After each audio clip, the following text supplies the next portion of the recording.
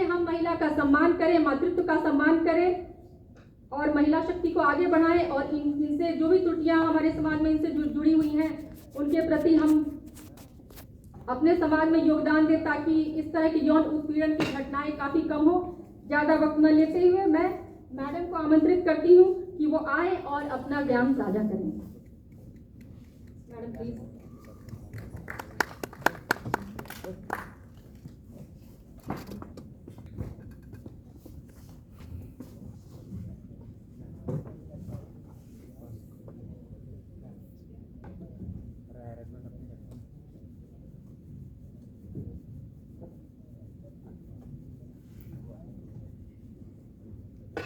नमस्कार, आदाब, अस्सलाम वालेकुम।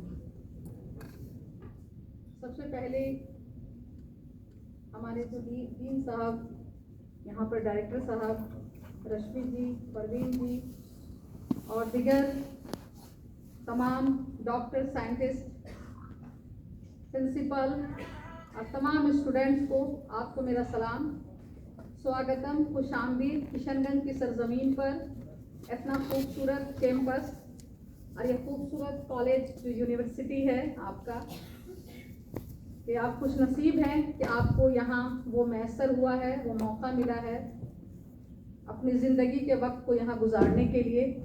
हज़ारों लाखों लोग यहाँ आकर सिर्फ घूमने और देखने उसकी बिल्डिंग्स को आते हैं। किशनगंज के लिए बहुत गौरव की बात, किशनगंज क्या बिहार के लिए गौरव की बात है। और आप तमाम यहाँ पर जितने भी मौजूद हैं इस हॉल में या इस कैंपस में, जो नहीं भी सुन रहे हैं, सभी मुबारकबाद के हकदार हैं कि ये एक बहुत बड़ा मौका है अपनी ज़िंदगी के लिए कि इस क्षेत्र में आने का अपॉर्चुनिटी मिला।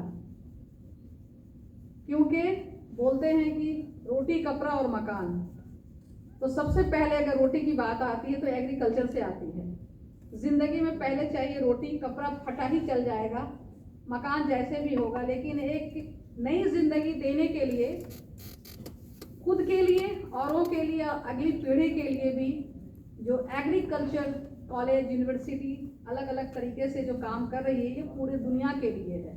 हर कुछ हो सकता है, लेकिन आप जो कर रहे हैं ये सारे जहां और दुनिया के लिए किया जा रहा है ताकि लोग जिंदा रहें। पहले तो जिंदा रहेंगे, उसके बाद कुछ करेंगे, ये बड़ी बात है। इसके लिए बड़ी खुशनसीबी, और वो आपको खुश नसीब है कि अलग अलग तरह से यहाँ पर अलग अलग सब्जेक्ट पे स्टूडेंट्स लोग यहाँ पर मौजूद हैं। पता चला है कि कुछ नए स्टूडेंट्स आए हैं, अब वो हज़ारों लाखों में लकी स्टूडेंट हैं जिनको ये मौका मिला है। कितने लोग तरसते हैं कि हम लोगों का इस यूनिवर्सिटी में हो जाता, तो शायद आप एक नायाब हैं, आपको ऊपर वाले ने एक मौका दिया है कि आपका सिलेक्शन हुआ और इस यहाँ पर पढ़ाई करने का मौका मिला। जैसा कि आपको पता है कि आज का जो दिन है, ये टॉपिक है, उस पर हम लोग को थोड़ा फोकस करना चाहिए। ज़िंदगी में सीखने के लिए काफ़ी चीज़ें हैं जो हम सीख कर अपनी ज़िंदगी को बदल सकते हैं और अपने साथ साथ अपने औरों को भी बदलने की सलाहियत रख सकते हैं। इसीलिए हम सब एक दूसरे से सीखते हैं, लेकिन कुछ चीज़ हम जानते हैं लेकिन उसके बावजूद भी हम नज़रअंदाज करते हैं, समझते हैं ऐसे ही होगा। हम हमेशा कहते रहे हैं हम यहाँ पर आए हैं कुछ सीखने सिखलाने को, द्वंद्व आपस में हो लेकिन काम करनी चाहिए। हम सभी एक दूसरे से सीखते हैं, सबके पास भगवान अल्लाह ने कुछ ना कुछ खूबियाँ दी हैं और हम उससे सीखते हैं।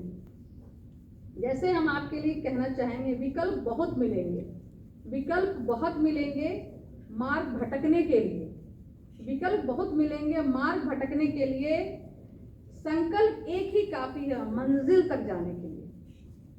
आपको जो मंजिल के लिए यहाँ पहुँचे हैं, ये एक ही विकल्प है जो अपनी मंजिल को बहुत दूर तक, बहुत आगे तक ले जा सकते हैं। और इसी के साथ एक और चीज़ हम आपको बोलना चाहें, वक्त से लड़कर जो नसीब बदल दे इंसान वही जो अपनी तकदीर बदल दे।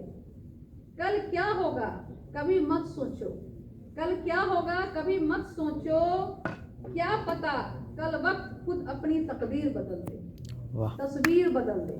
तो हम लोगों के पास जो आज ये मौका मिला, हर लम्हा को इस्तेमाल करना है, हर लम्हा, हर पल, हर पल, बहुत लोग बहुत वक्त को बर्बाद करते हैं, लेकिन हर पल को हम इस्तेमाल कर सकते हैं।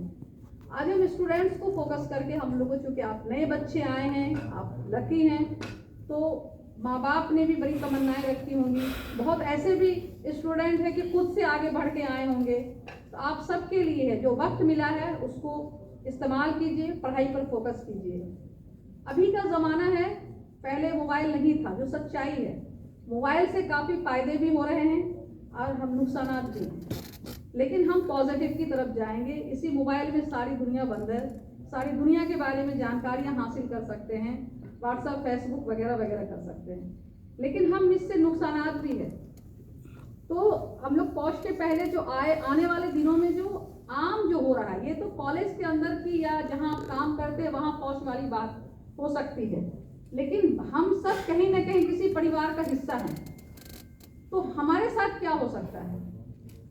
आप लोग, हम चूँकि स्टूडेंट से मैं बात कर रही हूँ, बहुत आसान लगता है किसी से चैट करना, बहुत मज़ा आता है। फेसबुक से, अभी तो इंस्टाग्राम, दुनिया भर का चीज़ इसमें आ चुका है, काफ़ी चीज़ें आई हुई हैं। और ये बच्चों को ज़्यादा, जो आपके जैसे स्टूडेंट है उनका बहुत ज़्यादा दिमाग तेज़ भी और जल्दी सीख जाते हैं। लेकिन इसी से जो नुकसान हो रहे हैं, भोला भाला, मैं एकदम डायरेक्टली बात कर रही हूँ, क्योंकि सब जवान हैं, सब 18+ होंगे करीब करीब, हो सकता है कुछ 16-17 के होंगे, लेकिन मोस्टली तो युवा अवस्था में है। कुछ किशोर होंगे, कुछ टीनेजर जो कहते टीन टाइप के होंगे, हो सकता है। लेकिन दिल दिमाग आपको लगता होगा। तो सबसे पहले मेरा आपसे है अनुरोध है, खास तौर से अनुरोध है, जैसे रश्मि मैम ने बताया कि मैं एनजीओ चलाती हूँ, उसके साथ साथ मैं एक एडवोकेट हूँ। लेकिन अभी मैं अभी परमानेंट लोक अदालत में मेरा भी सिलेक्शन हुआ है, जो पूर्णिया में हमारा ये हुआ है। तो उसमें equivalent to magistrate, equivalent to जज, मुझे मौका मिलेगा कि किसी भी तरीके का केस होता है तो उस हमारे टेबल पे हम और एक जज होंगे और मैं रहूँगी, 2 लोग हमारे जैसे पूर्णिया में पोस्टिंग हुई है। तो कहने का मतलब हम केस को देखते हैं। तो उसमें हमने देखा कि बहुत सारे भोले भाले बच्चे या कुछ तेज बच्चे भी, कभी कभार तेज बच्चे भी फंस जाते हैं। वो कैसे फंसते हैं? व्हाट्सएप आया, बातचीत करने लगे, व्हाट्सएप ग्रुप से बात करते। लोग क्या सोचता है कि व्हाट्सएप से जो हम बात कर रहे हैं मेरा रिकॉर्ड नहीं हो रहा है, ऐसा मानना है। बहुत लोग तो बस डायरेक्ट बात करना शुरू कर दिए कॉलिंग करके, लेकिन वो तो रिकॉर्ड होता है, वो आपको भी मालूम है। अगर कभी CDR पुलिस निकालना चाहे, कोई अगर घटना होने के बाद तो निकल सकता है, लेकिन लोग व्हाट्सएप से सोचते हैं। आप छोड़िए दूसरों को फंसाने की बात, पुलिस की बात छोड़िए, क्राइम की बात छोड़िए, जो आपके साथ बात कर रही है या रहा है, आपकी तस्वीर को खींच करके किसी और के साथ लगा के वायरल कर सकता है, आपको पता भी नहीं चलेगा। ऐसे केस ज्यादा हमारे पास आते हैं। कई लड़कियां कहती हैं, अरे हम तो बात कर रहे थे, मेरा तो दोस्त ही था, पता चला वो लड़का ने अपने साथ फोटो को जोड़ा और जहां मेरा रिश्ता लग रहा था उसको भेज दिया। इससे उसका रिश्ता टूटा, शादियां टूट रही हैं। खास तौर से मैंने लड़कियों का देखा है कि शादियां टूट रही हैं। लड़कों के साथ क्या हो रहा है? अब हम कहते हैं कि सिर्फ लड़की के साथ होता है, लड़के फ्रॉड करते हैं। नहीं, आज की लड़कियां भी बहुत फ्रॉड करने लगी हैं। आज की लड़कियां भी बहुत ज्यादा, लड़कों को भी डरने की जरूरत है। डरना का मतलब नहीं है कि दुबक जाए, लीडर रहेंगे, लेकिन हम गलत इस्तेमाल नहीं करें, दोस्ती करेंगे, फिर हम उसी को जाते जाते अपने पहुंच तक पहुंचेंगे। हमें क्या करना चाहिए, क्या नहीं करना चाहिए। लड़कों के साथ क्या है, अगर कोई अच्छा लड़का है, किसी लड़की को पसंद आ गया, आप तो दोस्ती कर रहे हैं, अब वो सीधे अपना दोस्त ऐसा मान लें कि हमेशा के लिए वो मेरा सब कुछ है, और आप सोच रहे हैं दोस्ती कर रहे हैं। अब वो आपकी रिकॉर्डिंग, आपकी बात, आपकी सब चीज़ों को वो अपने पास रखेगी। रखने के बाद कभी भी वो प्रेजेंट कर सकती है, आपको सरेआम ला सकती है ना। अभी मैं नाम नहीं लूंगी, लेकिन अभी एक नेता के साथ हुआ ऐसा घटना, ठीक है, उसके नेता के साथ हो गया, उसकी दोस्त थी। अब उस दोस्त को लगा कि ये मेरा अगर पति बन जाता तो कितना अच्छा होता, वो तो दोस्ती किया, लेकिन उस लड़की ने उसको वायरल करवाने में किया कि ताकि मैं सामने आ जाऊं, मेरा हक और मुझे मिल जाए। आए समझ में? समझ रहे हैं? ऐसा है। तो आप सारे बच्चों को मैं यही कहना चाहती हूँ कि आपसे कोई भी अगर बात करता है या करती है, एकदम आराम से बात जरूर कीजिए, दोस्ती जरूर कीजिए, लेकिन अपने आवेश में मत जाइए। पहले की बात अलग थी, अभी ये सोशल मीडिया सबको रोड पे लाके खड़ा कर दिया है। इतना अफसोस लगता है, अच्छे अच्छे बड़े बड़े घर के बच्चे फंस जा रहे हैं। अभी एक बड़े घर का बच्चा, बहुत बड़ा आदमी था, उसके यहाँ जो काम करने वाली बच्ची थी, उसकी मदर ने उसको फंसाया। आप कैसे वो मोबाइल से फंसाया? वो कुछ नहीं कर सकता, उसको आता भी नहीं था। किसी को वो बोली उसका फोटो लेना, एडिट करना, बनाना, बड़े आदमी का बेटा है। तो मैं ये कहना चाहती हूँ कि आप लोग जिससे भी दोस्ती करें, लड़कियां भी हैं, बोल दो भाई दोस्त, आगे नहीं दोस्त। शादी करना है, दोस्ती बनानी है तो पहले ही तय कर लो, बाद में कोई किसी को ब्लैकमेल नहीं मत करना, है ना। आप यहाँ पढ़ने आए हैं, क्योंकि अभी जो उम्र है जो नेगेटिव पर ज्यादा जाएगा ध्यान, इन चीजों पर ज्यादा दिमाग फोकस करता है। अपने दिमाग को लाइए और कोशिश कीजिए कि हम अल बल सल में ज्यादा ना जाए इधर उधर, अब पढ़ने पर फोकस करें। आप पढ़ने आए हैं और पढ़ाई पर फोकस करें। इसलिए मैं पहले कही कि आप लाखों करोड़ों में एक बच्चे हैं जिनको यहाँ आने का मौका मिला है, और इतने अच्छे उस्ताद हैं। उस्ताद कोई एक दिन भी पढ़ाता है, अगर किसी ने आपको रास्ता बता दिया तो वो समझिए आपके उस्ताद है। हर उस्ताद की रिस्पेक्ट करना है। कभी कभी क्या होता है, कोई उस्ताद अगर टेढ़ा बोल दे रहे तुम यहाँ क्यों हो, क्या बात है, तो बुरा नहीं मानना है। कई लोगों को, स्टूडेंट्स को, क्या आज के स्टूडेंट को ज्यादा गुस्सा है, तो गुस्सा करने से काम नहीं चलेगा, नुकसान किसी का नहीं होने वाला है। पेशेंस रखना है। पहले तो पिटाई होती थी, इतनी सजा होती थी, अब तो कुछ भी नहीं है। इसलिए मैं कहती हूँ कि आप लोग अपने ऊपर पेशेंस रखें और सबसे पहले उस्ताद की इज्जत करना सीखिए। उस्ताद से बड़ा कुछ नहीं है। माँ बाप ने पैदा कर दिया, माँ बाप का ये जिम्मेदारी है कि हमें जो भी तहजीब, जो भी घर से मिला, हम यहाँ तक आए। लेकिन अब जो उस्ताद हमें बताएंगे, हमको उनके नक्शे कदम पे चलना है। हम लोग जब पढ़ाई करते थे, आप भी करते होंगे, अपने उस्ताद कैसे लिखते हैं तो उनकी राइटिंग को कॉपी करते थे। हमारे उस्ताद कैसे चलते हैं कोशिश करते थे।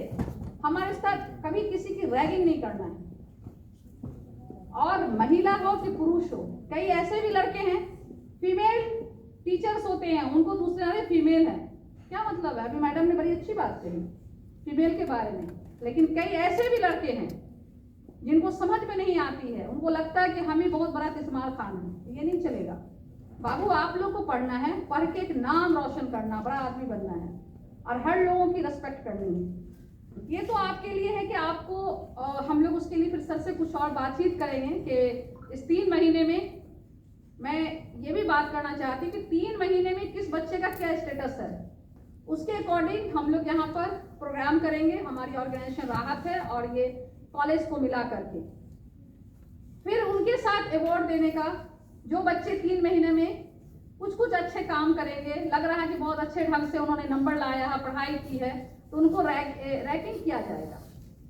तो यहाँ के उस्ताद करेंगे और देखेंगे, फिर उस पर आपको अवार्ड के लिए, सम्मान के लिए काम किया जाएगा, ताकि कौन बच्चे आगे आगे जा सकते हैं। आपको नहीं पता है कि सोशल सेक्टर से भी जो आपको सर्टिफिकेट मिलता है, आप लोगों को नहीं मालूम है, उसका भी 2%, कहीं पर 3%, कहीं पर 5% का उसका वैल्यू होता है। अगर 5 नंबर चाहिए तो वो नंबर, अगर वो सर्टिफिकेट आके जुड़ जाएगा तो आपके साथ एक फ्रूटफुल हो सकता है, शायद भविष्य में कहीं पर जाने के लिए। एनीवे, अभी हम अब आते हैं। आपने रैगिंग सुना है? कौन कौन सुना है? कुछ बोलिए, मैं तो बोलती रह जाऊंगी, उसके बाद हम आएंगे। बताइए बच्चों, रैगिंग जानते हैं? कुछ बोलो। हाँ, सुने हैं? नहीं, नो मैम। हाँ, ऐसा हो नहीं सकता। अच्छा, कॉलेज में सुने होंगे रैगिंग हुआ है? No ma'am. वाह, मूवी में देखे। मूवी में? Yes ma'am. अच्छा, मूवी में देखा है और किसी बड़े सीनियर स्टूडेंट्स के साथ सुने होंगे, ऐसा होता है ना? No ma'am. चलिए ठीक है। अच्छा चलिए, हम आप लोगों ने सबने रैगिंग देखी है, पता है? आप बोलिए कैसे देखा है? No ma'am. नहीं, बताती हूँ कैसे। अभी आपका ध्यान, आप अपने गांव जाइए या घर जाइए, किसी न किसी गांव में कोई ना कोई ऐसा आदमी, चाहे कोई बूढ़ा हो तुतलाता हो, या कोई बच्चा है जो बहुत तुतला रहा है, क्या करते हैं, कोई आता उसको चुटी काटता, थोड़ा बोलो तो कोई चुटी काटेगा, बहुत गाली बकता है, तो उसकी गालियां सुनने में अच्छी लगती है। गांव में मैंने देखा है। तो क्या हो उन बच्चों के साथ रैगिंग हुआ?